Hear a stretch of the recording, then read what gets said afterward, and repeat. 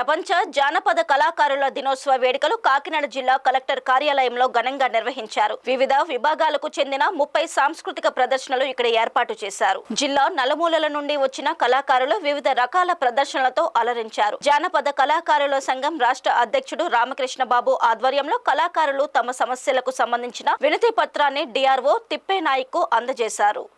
ఈ సందర్భంగా తిప్పేస్వామి మాట్లాడుతూ అంతరించిపోతున్న జానపద కళలను బతికించుకోవాలని ఆకాంక్షించారు. రామకృష్ణ బాబు మాట్లాడుతూ భారతీయ ప్రాచీన జానపద కళలను రక్షించాలని కేంద్ర రాష్ట్ర ప్రభుత్వాలకు విజ్ఞప్తి చేశారు. అలాగే ముఖ్యమంత్రి చంద్రబాబు 50 ఏళ్లు నిండిన కళాకారులకు గౌరవ వేతనం ప్రకటించడం హర్షదాయకమని పేర్కొన్నారు.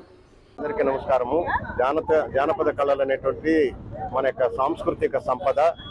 మనిషి పూర్వకాలం నుండి ఈ జానపద కళలే ఎంటర్టైన్మెంట్ చేసేటువంటి ఏకైక సాధనం.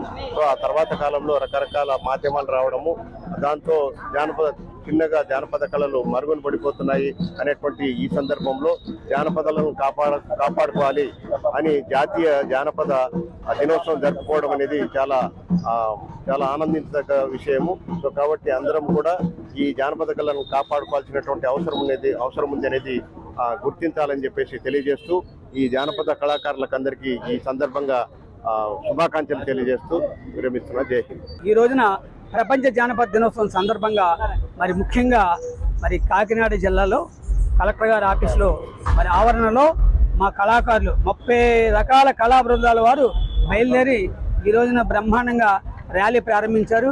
ఈ ర్యాలీని కూడా అధికారులు మా డిపిఆర్ఓ గారు అలాగే జిల్లా కలెక్టర్ ఆఫీస్ నుంచి కూడా అధికారులు వచ్చి దీన్ని ప్రారంభోత్సవం చేయడం జరిగింది.